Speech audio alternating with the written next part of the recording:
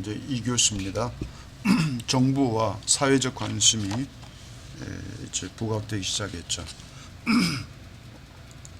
그래서 정신건강 분야에 관심을 갖게 됐고, 또 피해 보상이나 심리 치료를 권장했고요. 정신장애에 대한 그 대중의 인식이 그래도 아직은 부족한 그런 실정이죠. 그 정신장애는 이제 질병으로 이제 인식할 때가 됐다는 거죠. 이것도 이제 사회적 인식이 필요한 것입니다. 그 다음에 이제 몸이 약해지면 이제 병에 걸리게 되고, 또 마음이 약하면 정신장애에 취약한 그 존재라는 것을 우리가 또 인식할 필요가 있습니다.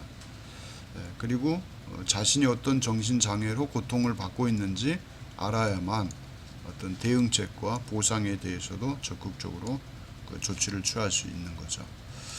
그래서 우리 인식의 변화가 이제 필요할 때다. 그래서 외상후 스트레스 장애에 대한 그 확장, 인식의 확장, 또 어떤 지식의 확장, 그런 것들을 우리가 생각하면서 좀 접근해볼 필요가 있죠. 아동기 때 이제 외상후 스트레스 장애로 볼 수 있는 것은 부모의 어떤 학대나 방임, 이것도 역시 외상후 스트레스죠. 심각하게 상처받고 트라우마에 이제 시달리게 되는 트라우마, 이것이 아동기 때도 일어날 수 있는 것입니다. 이제 반데르 콜크는 부모에게 트라우마를 입게 될 때를 의미하는데요. 자기 자신이 온전하고 지속적이라는 느낌이 없습니다. 그러니까 자기 자신에 대한 어떤 분명한 인식이 없는 거죠. 그러니까 이것은 자기 어떤 포지션이나 정체성의 문제가 되는 거죠. 그 다음에 정서나 충돌 조절이 불가해요. 그러니까 이제 화를 내거나 어떤 감정을 억제할 수 없는 그런 상황이 발생하게 되는 것이죠. 그 타인과 세상에 대한 어떤 신뢰나 예측 가능성을 얻질 못해요. 그러니까 앞으로 내가 뭐 해야 되지, 이 상황에 어떻게 행동해야지, 이런 것들이 이제 둔화돼 버리는 거죠. 그래서 대인관계의 문제가 되는 거죠. 이 경우는 사회성도 문제가 있지만 정서성도 문제가 있는 거죠. 두 개 다 문제가 발생이 되는 것이죠. 그래서 아동의 외상은 어떤 사건 사고나 재난이 아닐지라도 사람에게 입을 수 있는 충격과 상처라는 것을 우리는 관심 있게 그것을 봐야 됩니다. 그래서 가족 내 신체 폭력이나 그 성폭력의 희생이 있습니다. 의외로 있습니다. 그래서 이 경우 이제 그 술을 먹고 집에 귀가하는 경우에는 반드시 아이들을 이렇게 방에 따로 재워야 됩니다. 오히려 이제 그런 심각한 경우도 있어요. 그래서 그 술을 먹고 정신이 없는 상태에서 밤에 늦게 귀가해서 집에서 자는데 옆에 있는 이제 딸을 이제 성대상으로 알고 딸과 관계를 갖게 되면서 그것이 이제 여러 번 반복되면서 그 딸이 이제 어떤 상담하는 과정에 그게 밝혀지죠. 이제 그런 것도 굉장히 심각한 문제가 됩니다. 그게 없을 것 같은데 실제 있습니다. 그래서 그 딸은 평생 그 상처를 가지고 살 수밖에 없는 그런 상황도 있었습니다. 저는 이제 초등학교 선생님이 주변에 있기 때문에 그런 사례를 실제 들었고, 그런 경우에 상당히 어떻게 해결해 줄 수 있는 어떤 그때 상황은 지금처럼 그런 쉼터나 청소년 쉼터나 그들을 따로 보호해주고 지원해줄 수 있는 복지가 형성되지 않았던 때니까 굉장히 어려운 그런 상황이었죠. 그때가 이제 어떻게 되나요? 80년대라고 볼 수 있죠. 그때 80년대 그런 사건을 들었는데 심각하죠. 없어야 되는데 그런 문제가 실제 있습니다. 지금은 없길 바랍니다. 지금은. 그래서 그 문화도 중요하고요. 아무튼 그 사회적 환경이나 그런 것도 매우 중요하다고 이렇게 생각이 됩니다. 그래서 학대와 방임을 겪고 자란 30대 폭력 사건으로 이제 체포된 그런 사례들도 있죠. 그 아동의 성학대자 중 75%가 자신이 어릴 때, 이게 중요하죠. 성적으로 학대받은 경험이 있었다. 어릴 때 외상의 굴레에서 벗어나지 못하고 똑같은 상황을 또 재현할 수도 있죠. 단지 피해자에서 가해자로 역할이 바뀔 수도 있습니다. 그래서 이러한 경우 이게 이제 대물림이 되는 그런 게 되면 안 되겠죠. 진단 기준의 차이, 진단 기준의 차이, 정신장애 진단 통계 편람의 기준은 실제적이거나 위협적인 죽음이나 심각한 상해를 주는 사건을 우리 외상 사건으로 이제 보는 것이죠. 그 다음에 사람으로부터 받게 된 학대나 방임, 상실, 부적절한 성행위 등 외상 사건에서 제외되어 있다 이렇게 되어 있죠. 그래서 이거는 그 외상 사건으로 봐야 됩니다. 이런 문제점들 이것도 있다는 것입니다.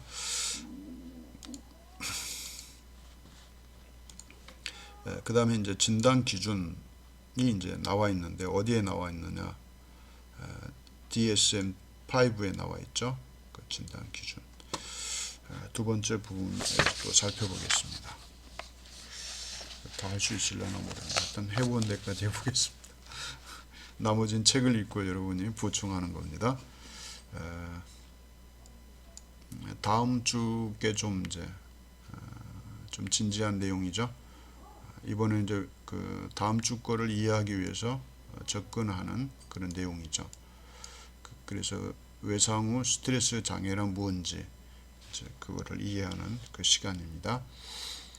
DSM의 최신판 DSM-5에 제시된 외상 후 스트레스 장애 ASH까지 구성을 보면 진단 기준 A는 외상 후 스트레스 장애의 본질적인 외상 및 외상 사건을 규정하고 있죠.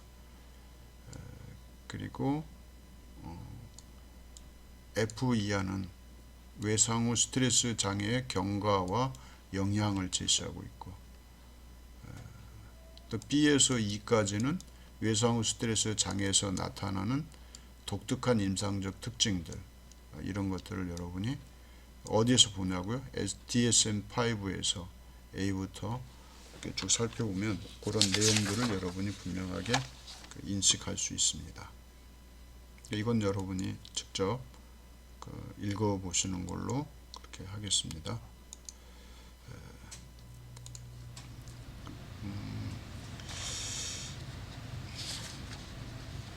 여기서 이제 제가 여기 차트에 준비해 놨네요. 해놨으니까 이거를 한번 생각해 보는 시간을 갖겠습니다. 이 A에서는 실제 죽음이나 죽음에 대한 위협, 또 심각한 부상, 성폭력의 다음 한 가지 이상의 방식으로 노출된 경우, 이런 걸 사건을 당한 경우, 외상성 사건을 직접 경험한 경우죠. 또 타인에게 일어난 사건을 목격한 것, 경험하거나 목격한 것, 또 가까운 가족 혹은 가까운 친구에게 사건이 일어난 것을 알게 되었다. 이 경우. 그래서 가족이나 친구가 실제로 사망하거나 이에 준하는 상황을 경험한 경우, 사건은 반드시 폭력적이거나 갑작스럽게 일어난 일이어야 된다. 이렇게 정의하고 있습니다. 그리고 외상성 사건의 혐오스러운 세세한 내용에 대한 반복적이거나 심한 정도로 노출을 경험한 경우, 또 사체를 수습하는 긴급구조대원, 아동학대의 어떤 자세한 내용에 반복적으로 노출된 어떤 경찰관. 이제 4항목은 네 번째 항목은 그 노출이 직업과 관련되지 않으며 전자매체나 텔레비전, 영화 혹은 사진을 통한 노출에는 적용되지 않는다. 그렇죠? 주의할 필요가 있는 거죠. 그래서 어떤 외상 사건을 이렇게 보는 거죠. 사건. 그래서 이게 이제 문제예요. 가까운 가족. 그러니까 이제 그 여자애들이 크면은 술 좋아하는 분들은 늦게 들어오더라도 같은 장소에서 잠자게 하면 안 됩니다. 이거는 그 조심할 필요가 있죠. 물론 따로 재울 필요가 있죠. 그건 노출되면 안 됩니다. 그 다음에 이제 두 번째 B에 들어있는 내용을 우리가 조금 살펴보면 외상성 사건과 관련된 다음에 침습적 증상들이 사건 후 한 가지 이상 나타난다는 것입니다. 그래서 반복적이고 침투적이고 괴로운 외상 기억이 계속 반복되고 침투적으로 이제 괴롭히는 그런 외상 기억이 나타날 때, 그리고 내용이나 정동이 이 정동 그때 당시에 어떤 그 감정들, 느낌들 그것들이 다시 회상되고 경험하는 경우, 외상성 사건과 관련된 반복적인 이제 그 괴로운 꿈으로 나타나는 경우, 이것도 굉장히 심하죠. 외상성 사건이 일어나는 듯이 느끼거나 행동하는 해리 반응, 플래시백이라고 그러죠. 해리 증상. 그래서 이건 심한 경우에 현재 상황을 전혀 인식하지 못하고 해리, 그러니까 현실을 인식하지 않고 현재 인격의 또 다른 인격처럼 이렇게 다른 형태의 생각이나 반응을 하는 그런 현상입니다. 그리고 외상성 사건의 일부와 유사하거나 상징하는 내적, 외적 자극에 노출되었을 때 나타나는 강력하거나 지속적인 심리적 고통을 의미하죠. 그 외상성 사건의 일부와 유사하거나 상징하는 내적, 외적 자극에 노출되었을 때 나타나는 현저한 그 어떤 생리작용이라 볼 수 있죠. 이런 것들. 그 다음에 이제 C의 경우에 보면 외상성 사건과 관련된 자극에 대한 어떤 지속적인 회피가 사건이 일어난 뒤에 시작되고 또 다음 두 가지 증상이 나타날 때, C 유형인데요. C 타입. 여기 보면은 외상성 사건이나 또 이와 밀접하게 관련된 고통스러운 기억, 생각 또는 감정을 회피하거나 회피하려고 노력하는 거죠. 왜냐하면 괴롭고 고통스러우니까. 외상성 사건이나 이와 밀접한 관련된 고통스러운 기억, 생각, 감정을 회상하는 외부 요인들, 사람이나 장소나 대화, 활동, 물건, 상황, 이거 회피하는 거죠. 그러니까 여러분이 누가 나를 만났는데 자꾸 회피하고 멀리하면 이유가 있는 거예요. 자세히 보세요.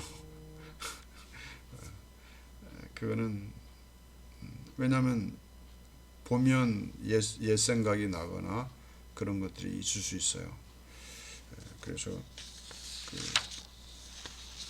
어찌 보면 개인적으로 숨겨서 이제 그 느끼는 어떤 그 고통들을 우리는 생각해 줘야 돼요. 그 해리 증상이 있으면 혼자 걸어가다가 여기서 보고 있는데도 그냥 가는 거예요. 못 보는 거죠. 지금 뭔가에 생각에 몰두해 있거나 어떤 꼭 해리만이 아니죠. 이 경우 어떤 급한 상황이 벌어졌거나 너무 고통스러울 때는 봐도 보이지 않는 거죠. 볼 수 없는 거죠. 네, 그러한 것들을 오해할 필요 없고요. 저는 이렇게 생각해요. 대인관계에서 느끼는 건데요. 평상시 표정과 다른 날이 있어요. 얼굴이 밝고 명랑했는데 어떤 날은 그렇지 않아요. 굉장히 그늘져 있어요. 저는 그런 인상을 보면은 저는 그분을 위해서 이렇게 기도해줘요. 조용히. 개의치 않아요. 모른 척하고. 괜히 아는 척하고 그러면 안 돼요. 왜 오늘 그래? 무슨 일이 있어요? 그러면 안 돼요. 절대 안 되죠. 저도 이제 가끔 수업하다가 틀려요. 평상시에 틀리면 이제 표정을 봐요. 어느 정도 조금 이렇게 수위가 낮아지면 제가 일부러 밖에 나갔도록 시켜요. 쉬는 시간도 아닌데. 전화하든지 화장실 갔다 오세요. 좀 쉬었다 오세요. 이렇게 하면은 나중에 저한테 그 연구실로 찾아온 경우도 있어요. 어떻게 아셨어요? 그걸 왜 몰라요? 보이는데. 이제 기도해 드리는 경우도 있었어요. 간혹. 우리는 내 중심으로 모든 사람들이 밝고 명랑하고 내가 접근할 때 외면하지 않고 그래 주길 바라지만 사람들은 다양한 그 어떤 힘겹게 살아가는 모습 속에서 기다려줄 필요가 있습니다. 기다려주고 문제시 사지 않는 거죠. 그래야만 이렇게 폭넓게 사귈 수가 있어요. 저는 가끔 이 A, B, C가 D가 있으면 A와 C가 잘 안 맞나요? 싫어요. 근데 저는 그냥 A도 좋고 C도 좋은 거야. 저는 피스메이커예요. 피스메이커. 늘 그걸 인식을 해요. 제가 왜 이런 훈련이 됐나 이렇게 싶으면 저는 여동생만 넷이고요. 아버지는 외아들이에요. 삼촌도 먼 삼촌이죠. 그러니까 어떤 문제를 해결하려면 직접적으로 내가 물어보거나 답을 얻을 수 있는 상황이 아닌 거예요. 뭘 제일 많이 했어요? 고독하죠. 사색, 또 어떤 책이나 또 어떤 간접적인 질문을 통해서 얻는 경우가 많은데 대체로 혼자 결정할 때가 많아요. 그래서 좀 객관화된 이렇게 정서나 대인관계 결정이 이루어졌던 것 같아요. 만약에 삼촌의 형이 있었으면 왜곡된 어떤 판단이나 결정들이 많아서 편협하게 될 수밖에 없어요. 그래서 그 집안의 내력을 쫓아가는데 저는 그게 없었어요. 굉장히 그 객관화된 어떤 대인 관계에서 느껴지는 감정도 다양할 수밖에 없죠. 그리고 좀 이렇게 허용 범위가 넓어질 수밖에 없죠. 왜냐하면 저는 혼자니까 많은 사람들과 가까이 이렇게 보편적으로 가까이도 아닌 멀리도 아닌 이렇게 어떤 간격을 두면서 사귀었던 것 같아요. 그게 이제 어떤 생존의 방법이었죠. 그러면서 이제 가까이도 멀리도 아닌 부분에서 많은 사람들을 보게 되죠. 그러면 저마다 사실 고통스럽게 살아요. 강 건너 잔디밭이 깨끗해 보이죠. 천만의 말씀. 거기 가보면 별거 다 있어요. 그래서 우리가 너무 우리 집안이 행복하고 좋다라고 자랑할 필요도 없고요. 우리 집안이 너무 형편없어요. 그럴 필요도 없어요. 다 그 도토리 키재기고 제일 중요한 거 내가 당하는 고통만큼 또 다른 사람도 있다는 걸 우리 미리 인지하고 이렇게 접근하면서 서로 살면 얼마나 산다고 싸울 일도 없죠. 그냥 가까이 편안하게 이렇게 대하면서 문제시 삼지 않는 거. 내가 좀 손해 보면 되잖아요. 그러면 그 어떤 객관화된 인식과 인지 이런 걸 자꾸 훈련하게 되면 외상 후 스트레스 수위도 낮아질 겁니다. 그건 제가 겪은 거니까 그거는 저라고 외상 후 스트레스 없는 게 아니죠. 있죠. 여러분 저는 오토바이 사고로 24살 때 일주일 만에 깨어난 그 경험이 있어요. 저도 죽음의 문턱까지 갔다가 되돌아왔던 그런 세월이 있는데요. 그거 말고도 또 있죠. 그거 말고도. 아무튼 우리는 외상 후 스트레스 사건은 객관화된 어떤 인식, 인지, 그리고 나를 좀 떨어져서 나를 좀 이렇게 조명해 보면 사실 용서 못할 게 없고요. 또 수용하지 않을 게 없고 그렇게 되는 것입니다. 근데 가장 이제 제가 설득할 때 힘들었던 거는 남편이 외도에 있을 때 용서가 머리로는 되죠. 가슴으로 안 되죠. 그게 가장 힘들 거예요. 그것도 이제 마찬가지죠. 어릴 때 이제 성폭력이나 이런 폭력적인 걸 당했을 때 용서 안 되죠. 가슴으로 안 되죠. 그게 자꾸 반복되는 거예요. 그죠? 사실 그러면 저는 이제 이렇게 말해요. 인간과 인간 사이의 죄는 우리가 세상 떠날 때 다 썩어지고 없어질 거다.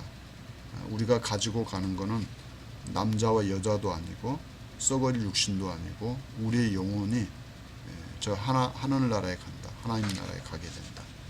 그때는 하나의 인격으로 남녀가 아닌 새로운 세계에 가게 된다. 그래서 우리가 추구하는 것은 그 내세를 준비하는 것이 더 중요하다. 그리고 세상에 있는 죄는 5부터 10계명이고 하나님 나라에 갈 때 계명은 1부터 4계명이다. 그래서 1부터 4계명을 어겨서는 안 된다. 하나님을 대신해서는 안 된다. 이제 저는 그렇게 설명할 때도 있습니다. 5부터 10계명은 인간과 인간 사이의 죄고 1부터 4계명은 인간과 하나님 관계에서 죄이기 때문이죠. 그래서 5부터 10계명에 그 용서 안 된다고 해서 1부터 4계명을 어기고 하나님을 대신해서 심판할 수는 없죠. 이 경우는 이제 깊이 가면 신앙적인 거니까 저는 성경에 있는 그 진리를 그대로 설명해 드렸을 뿐입니다. 수용하시는 건 자유입니다. 근데 이 상황까지 제가 설명을 드렸는데 저마다 상처가 있죠. 보이지 않는. 그것을 우리는 이해하고 넘어갈 수 있는 그런 상황까지 가야 됩니다. 또 이제 뒤에 보면은 외상 사건이 일어난 뒤에 시작되거나 악화되는 사건과 관련된 인지, 기분의 부정적인 변화가 다음 중 2가지 이상 나타난다. 외상성 사건의 중요한 측면을 기억할 수 없다. 전형적인 해리성 기억 상실 때문이고 두부 손상, 알코올, 약물과 같은 다른 요소들은 이제 제외된다. 그러니까 기억 상실 때문이라는 거죠. 해리성 전형적인 이거와는 관계없는 거죠. 또 자신과 타인, 또 세상에 대한 지속적이고 지나친 부정적인 믿음이나 기대는 나는 나쁘다. 자학하는 경우 누구도 믿을 수 없다. 불신, 세상은 모든 것이 위험하다. 불안이죠. 나의 모든 신경계가 완전히 망가졌다. 이런 것들이 나타날 수 있다. 이렇게 보는 거죠. 또 이제 그 세 번째 보면 외상성 사건의 원인과 결과에 대한 자신이나 타인을 비난하게 되는 지속적이고 왜곡된 인지, 또 지속적인 부정적인 감정, 두려움, 공포, 분노, 죄책감, 혹은 수치심, 이런 것들이죠. 의미 있는 활동에 흥미를 갖거나 참여하는 것이 심하게 감소되는 것, 타인들로부터 고립되었거나 소외된 느낌, 긍정적인 감정을 지속적으로 경험할 수 없는 것, 행복, 만족감, 혹은 사랑하는 감정을 경험할 수도 있는 거죠. 그 다음에 2에 가면은 이거는 여러분 책 보시면 다 있는 건데 그래도 그냥 짧게 하겠습니다. 외상성 사건과 관련된 각성, 또 반응의 심한 변화, 이 경우에 2가지 이상 사건이 일어난 뒤에 시작되거나 악화되는 경우, 전형적으로 타인이나 물체에 대한 언어적, 신체적 공격으로 표현되는 과민한 행동, 이제 분노가 폭발하는 거, 이런 경우, 무모하거나 자기 파괴적인 행동, 자학하는 거죠. 또 과각성, 과도한 논란 반응, 집중의 어려움, 산만하죠. 수면장애, 잠들기 어려우죠. 잠을 계속 자기 어려운, 또 편히 잘 수 없는 그런 상황, 이런 것도 이런 증상이 나타나는 겁니다. 그 다음에 또 그 F에 나타난 증상은 BCDE의 각 기간이 1개월 이상 지속되는 경우. 또 G에서 보면은 증상 임상적으로 심각한 고통이나 사회적, 직업적, 다른 중요한 기능 영역에서 장애를 초래하는 것. H에서 보면 증상이 물질, 또 생리적 반응, 의학적 상태에 기인한 것이 아닌 경우 이 증상이. 그래서 이제 세분화 여부를 보면 해리성 증상이 동반될 때 개인의 증상이 외상 후 스트레스 장애 진단 기준을 충족하면서 다음 중 하나 이상의 지속적이나 재발적인 증상을 경험하는 경우를 가리킨다. 이걸 말하는 거죠. 그래서 여기에 보면 이제 중요한 것들이 좀 나오죠. 이인증이 뭐냐? 비현실감, 이런 것들을 알아야 되죠. 이인증은 신체에서 분리되거나 바깥에서 관찰자가 된 것 같은 느낌. 내가 보여.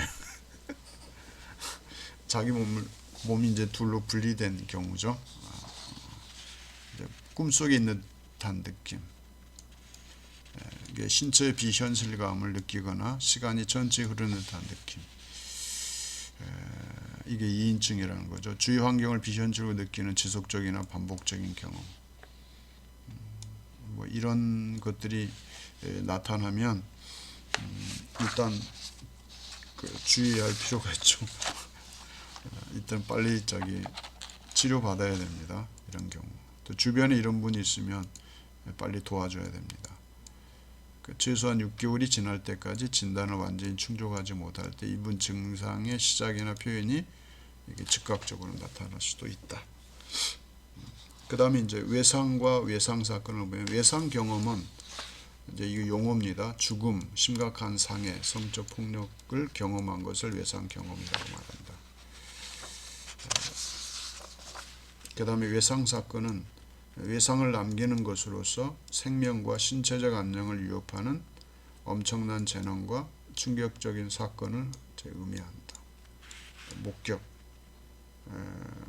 이제 죽음, 심각한 상해, 성적 폭력을 목격하는 거죠. 그래서 폭행, 성추행, 강간, 유괴, 고문, 비행기 사고, 자연적 인위적 재해, 폭발 테러 등을 직접 경험하거나 목격한 경우를 포함하고 있죠.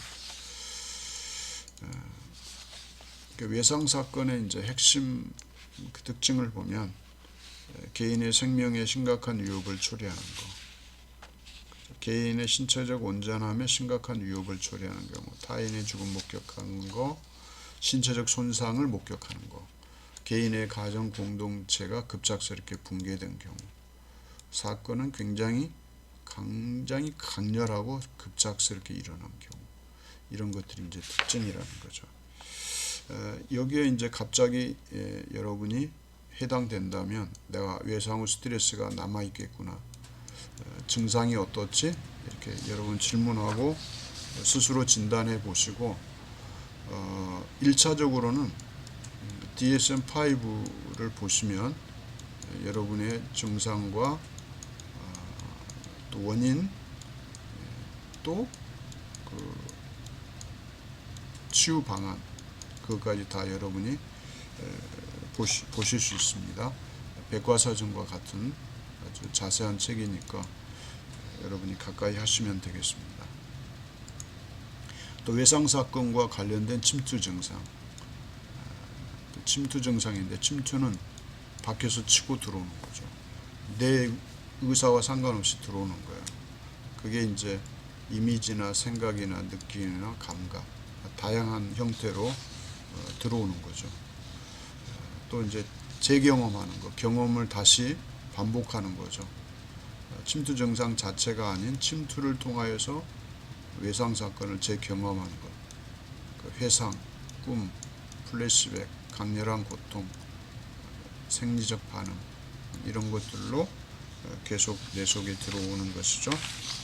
이런 것을 좀 우리가 주의 깊게 볼 필요가 있다. 그래서 지금 또 30분이 넘었어요. 양은 많고 줄이고 싶은데 차트를 너무 많이 만들어 온 것 같아요. 또 살펴보겠습니다. 3교시에 또 뵙겠습니다.